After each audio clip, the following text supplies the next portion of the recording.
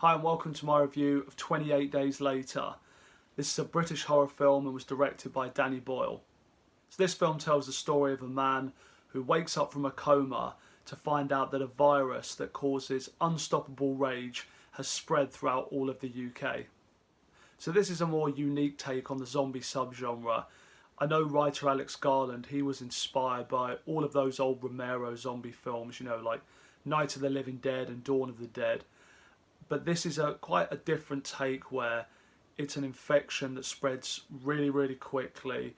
Just, one drop of blood in your mouth or your eyes and instantly you're infectious, you've got the symptoms, you're bloodthirsty, and the infected run in this as well, which creates a much more intense enemy for people to deal with, rather than those old style of zombies where they're slow and they're only really powerful when they were all in a great big pack against you and you were in a confined space.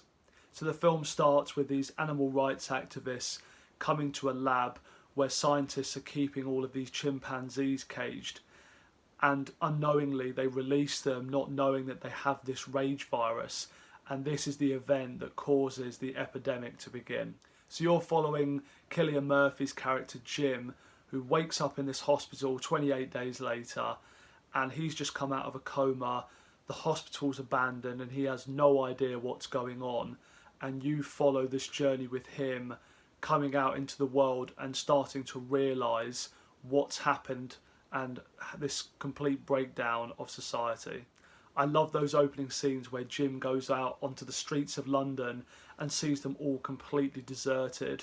I live near London. I've seen Piccadilly Circus in the day where this was filmed, where it's an extremely busy area of London. There is people absolutely everywhere, and to see it at this time of dawn, completely abandoned, with only him walking out over the bridge, it just looks incredible and has a really eerie atmosphere about it.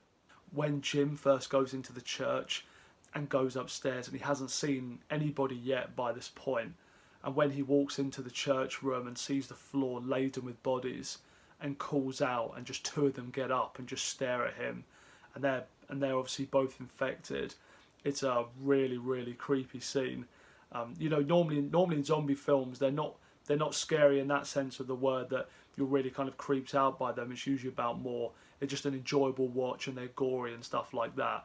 Whereas this, it actually does bring the scares as well. One scene that always really stuck with me when I watched this when I was young, when it came out, was Naomi Harris's character when she's been on the road with this guy that she knows obviously since the beginning of the epidemic when it hits, and she always talks about how in a heartbeat she would kill someone if they became infected. And when they're all in Jim's house and the infected come in and attack, and at the end of it she sees him and she knows and he knows that he's infected. There's no way, they just have that look, and there's no sorry, there's no goodbye. She just takes the machete and kills him just like that.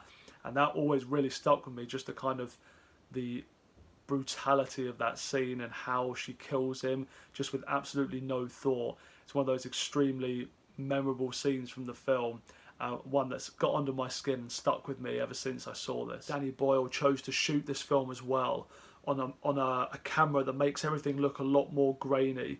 It feels more like you're watching a documentary in a way, and I definitely think it makes the film more scary as well. A lot of modern horror films, if they're shot too pristine looking, that kind of very Hollywood feel about them, if they're going for scary, it just doesn't work anywhere near as well as a film in the style of this one. I love John Murphy's soundtrack for the film as well. It really adds to the atmosphere and works well with those sort of scenes where have the core group when Jim meets these other characters in the block of flats, and they go out and they have to camp overnight. It has almost like a dreamlike quality about it anyway, and the music that's playing throughout these scenes really helps with the feel of that, and just works extremely well with the visuals of the film. Great cast in this film as well, of course led by Cillian Murphy. Cillian Murphy's an actor that when I first saw this, I'd never seen him in anything else before. This was before he had all of his big breaks in much larger budget and larger scale productions, and You can tell even here that he's such a talented actor.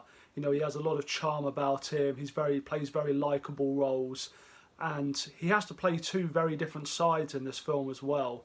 You know, at the start where he's playing this very friendly, reserved kind of character, and then as the film progresses, he shows a lot more of a harsh side to him, and he plays both sides very convincingly.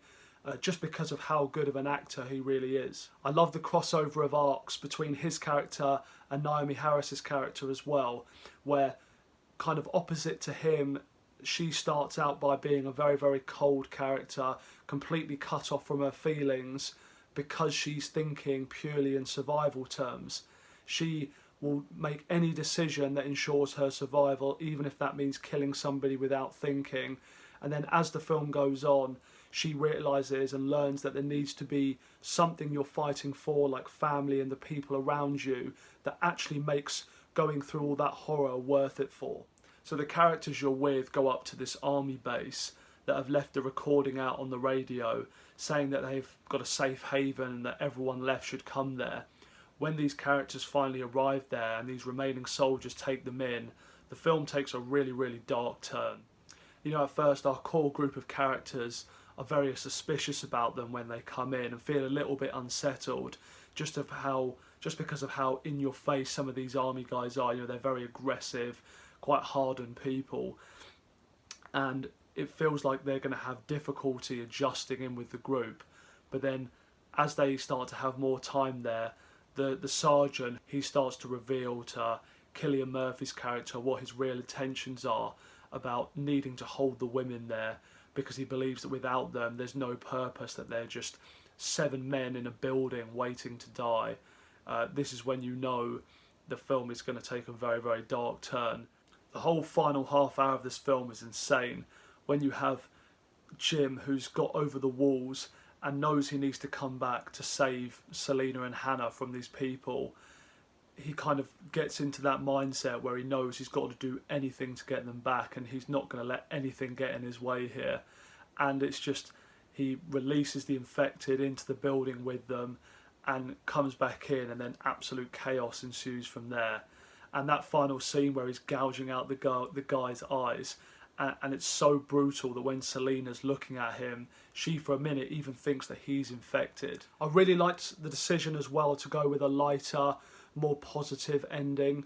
I think because of how dark and relentless the film already is, to have just left on that scene where Jim has been shot and they finally break through the gates, I think would have been too grim. So I do like that you actually get this after scene where it shows the 3 characters together out in the field, and it implies that they're going to be rescued.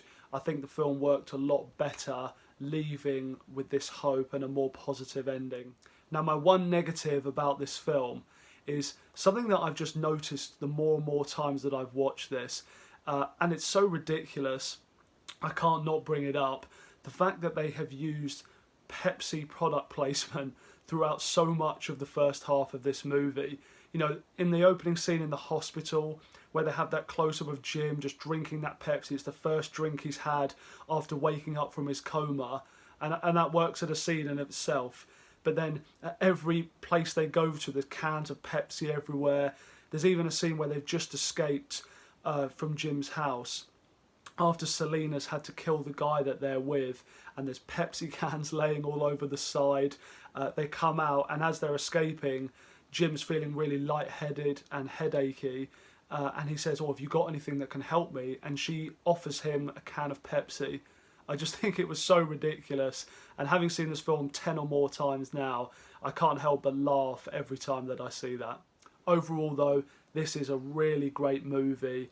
It's probably my favourite Danny Boyle film, if not Trainspotting. I'm a little bit tired between the two of them, but this is one of those really great horror films from the early 2000s and a very unique take on the zombie genre. So I would give this film overall a 4.5 star rating. So please leave a comment below letting me know what you think of 28 Days Later if you've seen it. Like and subscribe if you've enjoyed my video, and I'll see you next time.